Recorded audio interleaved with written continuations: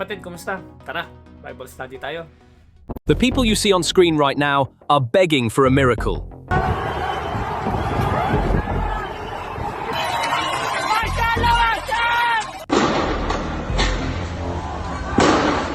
Hunger, thirst, and civil resistance are turning into a revolution. This is the capital of a country claiming nuclear power in the middle of the 21st century, Tehran. Now, this ancient metropolis faces the greatest chaos in its history. Cities are falling, from Qom, Isfahan, Mashhad to Hamadan, even Tehran. Right now, the Khamenei regime in Iran is facing the greatest civil collapse in history. Millions of Iranians are not standing still. They are fed up with the regime. The regime destroyed itself through its own incompetence. It drove the people mad with thirst and hunger. The protests that erupted at the end of December 2025 have turned into a massive civil war against the Khamenei regime.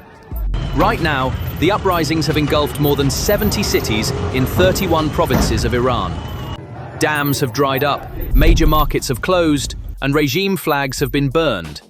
People are fighting for survival in the streets for a single bucket of water or a piece of bread. In the middle of the 21st century, Tehran is transforming from a nuclear power to a water beggar. The Iranian regime, which threatens the world with its missiles, cannot provide its people with a drop of water in its own capital. It has even started begging its neighbors for water. People are not queuing for free bread. Millions of Iranians, holding cans in their hands, are trampling each other to get plastic water containers to take home. Only the sound of air and helplessness flows from the taps, not water. Ang sabi sa Isaiah chapter 29 verse 7 to 8, all the nations fighting against Jerusalem will vanish like a dream.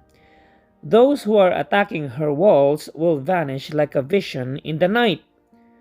A hungry person dreams of eating but wakes up still hungry. A thirsty person dreams of drinking but is still faint from thirst when morning comes. So it will be with your enemies, with those who attack Mount Zion. Ayan. So, alam niyo po ba na ang Jerusalem in Hebrew means foundation of peace or place of peace. So, napaka-importante po pala na pangalagaan natin ang ating pong kapayapaan. So, iwaksina na po natin ang anumang pong unforgiveness sa ating pong puso at saka yung self-condemnation at galit sa ating pong mga kapwa. Dahil nanakawin po niya ng ating pong kapayapaan. At ang mga yan po ay nag-i-invite pala ng hunger and thirst. Nag-i-invite po ng kahirapan, ng pagkagutom, ng poverty. At tapos sabi niya pa dyan, magkakaroon daw ng thirst, no? O pagkatuyo. So kapag lagi kang galit, no? Matutuyo ka, kapatid, no? Dryness saan? Dryness sa iyong finances, dryness sa iyong kalusugan, dryness sa iyong mga relationship, dryness pati sa iyong future, no? Na parang napakahirap abutin ang yung pangarap sa buhay. Why? Dahil meron kang nakatagong bitterness, unforgiveness, and hatred sa iyong puso. Isuko natin yan sa Panginoon. At alam niyo po ba na sabi ng Panginoon, "Come to me, all of you who are heavily laden, and I will give you rest." No?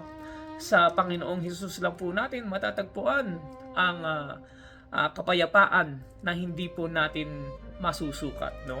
So, magtiwala po tayo sa Panginoon at lumakad tayo sa kanyang kalooban. Yun lamang po, mag-iingat po kayo and God bless.